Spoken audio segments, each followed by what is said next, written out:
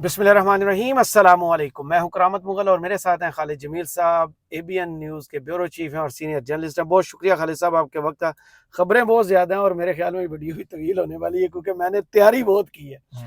पहली चीज़ तो ये कि अडयाला से खबरें आई, बड़ी ख़तरनाक खबरें आई कि खान साहब की जान को ख़तरा भी है। उनके सेल की बिजली 5 दिन से भी बंद है, लेकिन पीटीआई की तरफ से मुकम्मल खामोशी है, मुलाकातों पर पाबंदी लगा दी गई है।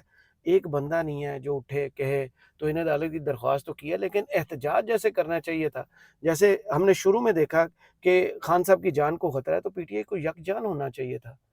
ऐसा स्ट्रांग मैसेज हुकूमत के लिए जाना चाहिए था कि वो उनकी सेहत के बारे में और उनको प्रोवाइडेड सहूलियात के बारे में खुद आगाह करती है हुकूमत। 2-3 चीज़ें हैं ना, देखें। एक तो 2 ऐसे केसेस हैं जहाँ पे नज़र आता है कि अच्छा जी कि इमरान खान को वो एक सीरियस थ्रेट जहाँ पे है। जी। एक अपैरेंटली वो फैज़ हमीद केस था, जिसका बड़ा बयानिया बनाया नोकिया 3210 और 3310 से लेके और दुनिया का सहूलतकारी और महफूज तरीन बहुत से फ़ोन वाला। लोगों को पकड़ा, जेल के लोगों को पकड़ा। तो हुँ। मैंने आज सुबह भी बात की उस पे। वो तो केस अब इस तरह से ख़त्म हो गया ना कि आपने जिस पे सारा तकिया किया हुआ था आपने वो deputy superintendent jail Mohammad Akram साहब पे, हुँ। तो इतने दिनों से गायब रखा। इसका मतलब है वो आपकी कोई बात नहीं माने, आपका वादा मुआफ़ या वादा या वैसे गवाह बनाने के लिए शायद उनको रखा गया। उनको घर खाली कराया गया, फिर नहीं माने। उनको नौकरी से बरतरफ किया गया, फिर वो नहीं माने। अब जाके शेखुपुरा में उन पे एंटी करप्शन का एक जो है कि अच्छा, जब आप शेखुपुरा में डिप्टी सुपरिटेंडेंट जेल थे तो आपने 50,000 रुपये कैदी से रिश्वत ली थी, और वो भी वाह! जनवरी 2022 में। जी। और अब आके उसने दरखास्त दी है जी मैंने वो 50,000 लै दो, तो मेरा गवाह जिहड़ा कैदी सी ओहदे कोल 45 लिया सी, सानू 95 लै दो। तो उसमें अब जाके गिरफ्तारी डाली, और उस वक्त डाली गिरफ्तारी जी। कि जब पिंडी हाई कोर्ट के अंदर 11 अक्टूबर को हाई कोर्ट ने वजारत दिफा को कहा कि आपने जिनके बिहाफ के ऊपर, जिन एजेंसियों के बिहाफ के ऊपर बयान दिया, जरा बयान हल्फी देते हैं हुँ। कि आपके पास नहीं है। सही। ठीक है। यही हुकूमत कहती थी जी कि वो फैज़ हमीद नेटवर्क थे, उधर जेल हुकाम भी शामिल हैं, और ये वाले पुराने सेट थे, और ये होता था वो होता था सारा। इसका हुँ। मतलब है कि वो केस तो सारा आपका बढ़ गया, हुँ। ख़त्म हो गया। दूसरा केस अभी उन्होंने बनाया जो इस्लामाबाद में, वो पुलिस कांस्टेबल अब्दुल हमीद शाह जो है कि जहाँ बक हुआ जो उसका, और एफआईआर काटी। मरकजी किरदार आमिर मुगल डाला उन्होंने, और बाकी जो है कि मनसूबा साज और ये वो इसमें इमरान खान। ये मतलब डायरेक्ट 302 का केस है। वो एफआईआर अगर आप खुद पढ़ें तो बंदे की हँसी निकल जाती है। हाँ, मतलब वो तो है इतनी मुज़हक़ वो है। तो ये तो 2 साल से ही हंसी निकल रही है हमारी तो। बेचारे कुछ लोगों को तो तशद्दुद ज़ुल्म हो रहा है, लेकिन हुँ। हमारी हंसी निकलती है इस निज़ाम को देखकर। हुँ। तो उस एफआईआर को देखें तो उसमें एक बाज़ लोगों का ख्याल था कि जो आपने बड़े संजीदा ग़ालिबन नजम सेठी या इस किस्म के लोगों ने भी कहा हो जनाब ये तो भुट्टो वाला मामला बना सकते हैं और ये कर सकते हैं और वो कर सकते हैं और भुट्टो का अंजाम, इस किस्म की बातें। मेरा ख्याल है कि वो भी आपने खुद इस एक जुमले में कह दिया कि एफआईआर पढ़ें तो वो हंसी आती है हुँ। उसमें। अब उसके अपने फैमिली मेंबर्स की वीडियोस अवेलेबल हैं जिसके अंदर बेटे वो, के अपना बयान है। ठीक है ना, जिसमें वो हुँ। ताज़ियत वसूल भी कर रहे हैं और बता भी रहे हैं कि रात को बात हुई, क्या बात हुई, क्या मसला है, क्या नहीं है। तो वो इतना केस भी तगड़ा नहीं है। हाँ, अलबत्ता ये है कि जिन कंडीशंस के अंदर उनको रखा गया है अडयाला जेल के अंदर, और जितनी फ्रस्ट्रेशन हुकूमत में इस वक्त नज़र आती है, और जिसके आपको आसार रहीम यार खान में भी नज़र आ रहे हैं, जिसके आसार आपको जो है कि वो इधर भी नज़र आते हैं, लाहौर में भी नज़र आते हैं, पिंडी में भी नज़र आते हैं, हर जगह नज़र आ रहे हैं, केपी हाउस में भी नज़र आ रहे हैं आपको। जी। तो वो जो फ्रस्ट्रेशन है उसमें है कि कोई ऐसी बोंगी ना मार बैठे कि जिसका खमियाजा इनको बड़ी एक तवील अरसे तक भुगतना पड़े। लेकिन मेरा ख्याल है कि बहुत से लोगों को निज़ाम के अंदर भी, इवन पंजाब हुकूमत के अंदर भी, पुलिस के अंदर भी, एस्टेब्लिशमेंट के अंदर भी, इंटेलिजेंस एजेंसीज के अंदर भी, बहुत से लोगों को ये एहसास है कि अगर अब हमने वो काम किया जो भुट्टो साहब के साथ किया था, जी। या बेनज़ीर भुट्टो साहिबा के साथ किया, या लियाकत अली खान के साथ किया, तो अब नताइज बड़े भयानक होंगे। सही। तो इसलिए मेरा ख्याल है कि जहाँ पे निज़ाम के अंदर बहुत से लोग नुकसान पहुँचाना चाहते हैं इमरान खान को, निज़ाम के अंदर ही कुछ ऐसे लोग भी हैं कि जो ये भी चाहते हैं कि नहीं, ये इतना ना है। ठीक है, आपने डेथ सेल में रख दिया, बिजली बंद कर दी, आप खाना जो है मर्जी का नहीं है, कुक नहीं है, अब आपको लंगर का खाना दिया जा रहा है। ये सारी चीज़ें तो किसी हद तक काबिल बर्दाश्त हैं, वो स्पोर्ट्समैन है, वो बर्दाश्त कर भी लेता है। लेकिन इससे आगे जाना जो है कि वो मेरा ख्याल है कि खुद निज़ाम और मुमलिकत जो है कि वो अफोर्ड नहीं कर सकती। तो ये हुँ। रियलाइजेशन जो है वो हुकूमत में, रियासत में, हर जगह के ऊपर है। तो इसलिए मेरा ख्याल है कि वो इस हद तक आगे नहीं जा सकेंगे जहाँ तक ये खदशात का इज़हार किया जा रहा है। जहाँ तक पार्टी का है जी कि पार्टी पार्टी मेरा ख्याल है पार्टी जो है ना कि वो इनको अभी पॉलिटिकल फेस लेकर आने चाहिए। रऊफ हसन साहब हटे हैं, शेख वकास अकरम आए हैं, पॉलिटिकली अच्छा बोलना, ये बॉडी लैंग्वेज सारी चीज़ ठीक है। बैरिस्टर गौर साहब एक अच्छे कानूनदान ज़रूर हैं, एक अच्छे बैरिस्टर हैं, वकील हैं, केसेस लड़ सकते हैं, सब कुछ कर सकते हैं। लेकिन मेरा ख्याल है कि यहाँ पे अब उनको कोई एक ऐसा फेस चाहिए, एक ऐसा बंदा चाहिए कि जो खुल के बात करने वाला हो और लोगों को लेके चलने वाला हो। तो वो जब तक आप नहीं करेंगे, जो स्ट्रीट पावर ये नहीं दिखाएंगे, अभी अगरचे पीटीआई ने अभी 11, 12, 13, 14 को हाँ, दोबारा अगला सवाल यही था। रैलीज का ऐलान, जलसों का जुलूस का जी। ऐलान किया हुआ है एहतजाज का।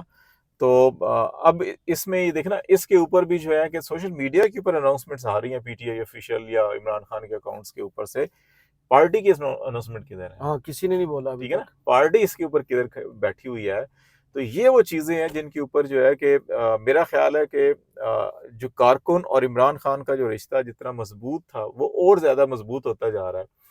और ये जो कैरेक्टर्स हैं जो सोच के इरादा बांधता हूँ, सोचता हूँ, तोड़ देता हूँ, कहीं ऐसा ना हो जाए, कहीं वैसा ना हो जाए, तो ये जो लोग हैं ये रेलिवेंट है। और ये ऐसे भी रेलिवेंट है, देखो इनको वोट किसी को इनका जाती वोट नहीं है। इनमें से मेजॉरिटी वो है कि किसी एक को जो है कि अपने घर का भी शायद वोट ना मिले इलेक्शन में मिले तो वो सारा का सारा इमरान खान का वोट है जिन्होंने ढूंढ ढूंढ के वोट दिए हैं। तो ये इनको भी एहसास है। तो मेरा ख्याल है इनको ये देखना चाहिए कि कहाँ पे इमरान खान के नाम पे हमने वोट लिया, तो हमने उनके उसके लिए ही लड़ना है, उसके लिए जदोजहद करनी है।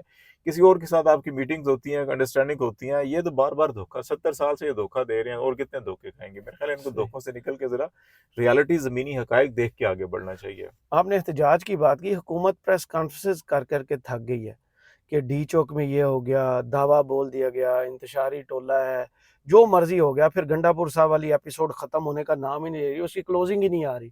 बहुत सारी उंगलियां भी उठाई जा रही हैं। इस दौरान ये जो एहतजाज की काल है, ये कितनी मस्बत साबित होगी पीटीआई के लिए, या फिर ये बाउंस बैक भी हो सकती है? नहीं, मेरा नहीं ख्याल बाउंस बैक। देखें आपने ये 4-5 अक्टूबर को सारा एहतजाज किया, उसका एंड जो है वो अली अमीन गंडापुर साहब ने एक ऐसे बयान के साथ दिया कि जिसकी वजह से ये सारे सवाल उठ रहे हैं।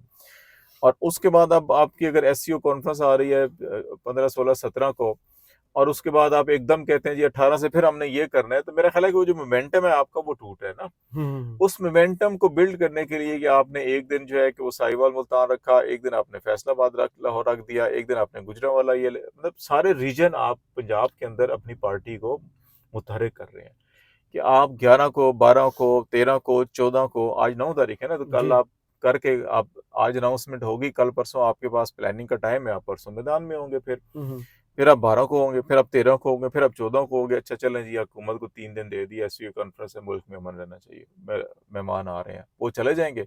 उसके बाद फौरी तौर पे फिर कोई कॉल आ जाएगी, और क्या पता फिर इस्लामाबाद की कॉल आ जाए। वो तो इस्लामाबाद तो गंडापुर रखा साहब हुआ है ना कल कह उन्होंने, चुके। देखे ना, इस्लामाबाद तो रखा हुआ है उन्होंने कि इसके बाद इस्लामाबाद फिर है, और उसके बाद फिर अडयाला की कॉल भी आ सकती है।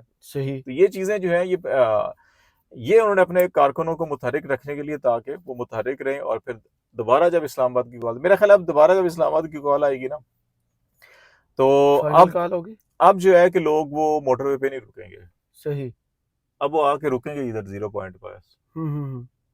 ना वो 9th एवेन्यू के पास रुकेंगे, वहां भी एहसास दफातर है, ना वो 7th एवेन्यू के पास रुकेंगे, यहाँ भी एहसास दफातर है वो रुकेंगे। पूरा मुल्क ही एहसास है। ठीक है, वो अब आके ना ये श्रीनगर हाईवे के ऊपर, ये जिना हाईवे के ऊपर सेंटोरस के पास आके बैठेंगे। अच्छा। ठीक है जनाब, कि अच्छा जी ये सामने डी चौक है, तो डी चौक के पीछे भी पार्लियामेंट हाउस है, वजीर आजम हाउस है, एवान सदर भी है। तो हुण दसो जनाब, क्योंकि वो टाइम ऐसा होगा कि जब आप प्लान कर रहे हैं कि जी 17 से 22 तारीख के दरमियान कौमी असम्बली सेनेट बुलाई जाए, सही। तो वो टाइम होगा जब यहाँ पे लोग भी आएंगे, मेरा ख्याल है। सही, उससे प्रेशर बढ़ेगा।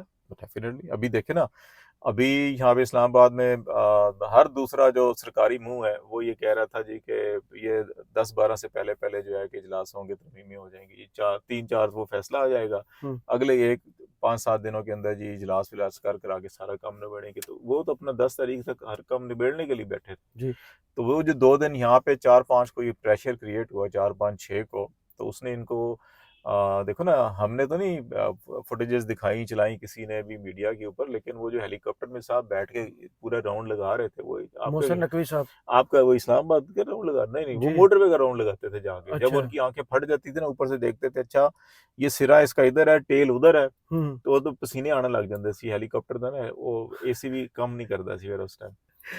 ठीक है, तो वो अगर वो सारे लोग अंदर आके इधर बैठ जाएंगे तो फिर आपकी कॉन्फ्रेंस भी, अब अगर दोबारा उस तरह से ये आते हैं और यहाँ पे बैठ जाते हैं, वो अगर वहां बैठे थे तो आप इजलास नहीं बुला सके यहाँ, तो जब यहाँ पे आके बैठ जाएंगे तो आप करेंगे इजलास?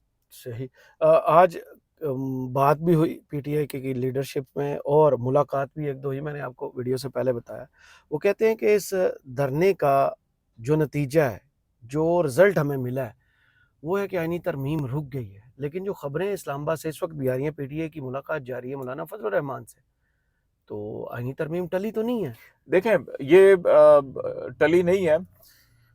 जो पीटीआई और जेयूआई के मुज़ाकरात हैं वो ये हैं कि हम एक ऐसा मुत्तफ़िका कोई मसवदा तैयार कर लें, जो जब साफ शफाफ इलेक्शन होंगे और अब एग्रीमेंट हम ये कर लें कि अच्छा ठीक है जी, ये चीज़ें हैं जो आइन के अंदर ठीक होने वाली हैं और इसके ऊपर हम इत्तफाक राय करेंगे, और फिर उसके बाद जब साफ शफाफ इलेक्शन होंगे पूरे मुल्क के अंदर, उसके नतीजे में जो पार्लियामेंट आएगी, उस पार्लियामेंट में हम ये मुश्तरका तौर के ऊपर पेश करेंगे। ये इनकी ये मुज़ाकरात हो रहे हैं।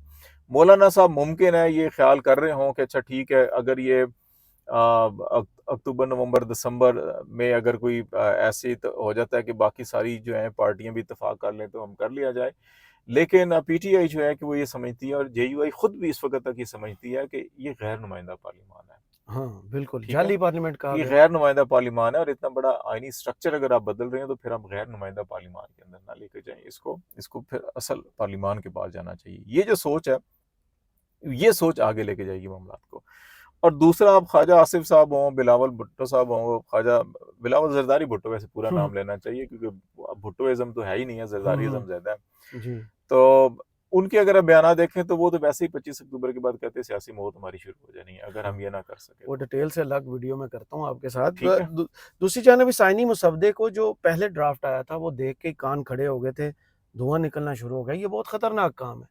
लेकिन असल मुसवदा सब यही बात करते हैं कि अभी किसी के पास भी नहीं है।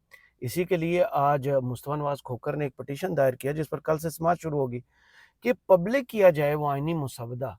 कोर्ट करवा पाएगी ये आईनी मुसवदा पब्लिक? देखिए, अगर हुकूमत आ कह दिया नहीं जी अभी तो कुछ तजावीज़ हैं, फाइनल ही नहीं हुई, फाइनल होंगी तो हम सामने लेकर मसवदा लेकर आएंगे। अभी हम बाहर से, सुप्रीम कोर्ट बाहर से, पाकिस्तान बाहर से, अभी हम मीडिया से हम कंसल्टेशन करनी है, अपने इत्तेहादियों से करनी है, फलां से करनी है, अभी तो कुछ है ही नहीं है जी। तो फिर हुकूमत क्या करनी, फिर कोर्ट क्या करनी, बना के लेके तो आओ फिर फिर वो भी। हसनात मलिक वाली ठीक है। बात, वो कि नून लीग को चाहिए जो उन्होंने पहली दफा कहा था कि मौलाना से दरख्वास्त करें कि वो हमसे मुसवदा मांगे, इस बहाने हमें भी मिल हाँ, जाए। तो देखो ना, अदालत क्या कहेगी, अदालत तो ये सजा करिए अटॉर्नी जनरल साहब को, हाँ जी आए जरा तशरीफ लाएं, ये क्या मामला है, वो कहेंगे जी हाँ जी कुछ हो रहा है, वो मुझे नहीं पता जी, हुकूमत ने अभी तो इत्तेहादियों के साथ भी मुशावरत है, कैबिनेट में कोई चीज़ नहीं है, ब्लैक एंड व्हाइट में कुछ नहीं आया, कुछ आएगा तो दे देंगे, अल्लाह अल्लाह सो बिस्मिल्लाह। तो मेरा नहीं ख्याल कि अदालत ये कह सकेगी उनको, लेकिन ये जरूर है कि देखे ना, हाई कोर्ट में ये पिटीशन है, अच्छा इसको पिटीशन को लगा लिया उन्होंने, जी, कल समाअत के लिए ठीक है, मुकर्रर होगी। लेकिन जो पिटीशन जो है कि इनको लेकिन चैलेंज किया गया है, खतरनाक बात है कि आमिर फारूक साहब के पास लगी। जो इसको चैलेंज किया गया है इधर भी, लाहौर हाई कोर्ट में भी, सिंध में भी, और वो बार एसोसिएशन ने किया हुआ जी। है। वो जो प्रोफेशनल बार हैं, एसोसिएशंस हैं, वकला की नुमाइंदा तंजीमें हैं, उन्होंने चारों बल्कि पांचों हाई कोर्ट्स के और सुप्रीम कोर्ट के अंदर पिटीशंस फाइल की हैं, वो अभी कोई भी नहीं लगा रहा, सही। लेकिन ये लगा रही है, ठीक है ना। तो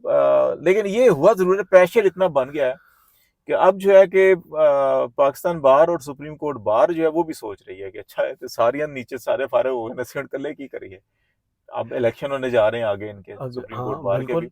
तो अब वो भी ये सोच रहे हैं कि अच्छा कि अगर हमने इस तरह आंखें बंद करके ये काम किया तो फिर हम ये इलेक्शन वेलेक्शन भी हार जाएंगे और हमारा सारा अपनी रेप्यूट खराब होगी। तो ये कितना प्रेशर बन गया है कि मेरा ख्याल है कि जिसकी वजह से अभी इनके पास नंबर भी पूरा नहीं है, और इधर लीगल फ्रेटर्निटी के अंदर प्रेशर भी इतना है, पॉलिटिकली प्रेशर इतना है, अवामी प्रेशर इतना है कि जिसकी वजह से ये मुझे नहीं लगता कि 25 तारीख तक जो है कि ये दोबारा जो है कि ये इस अंदाज में आए जैसे उस सितंबर के वस्त में आए थे। सही। इस वीडियो से फिलहाल इतना ही, क्योंकि तवील गुफ्तगू है, तो एक और सेटिंग करते हैं। बहुत शुक्रिया सर आपके वक्त का, और कमेंट्स बॉक्स में ज़रूर बताइएगा वीडियो आपको कैसी लगी। अल्लाह हाफिज़।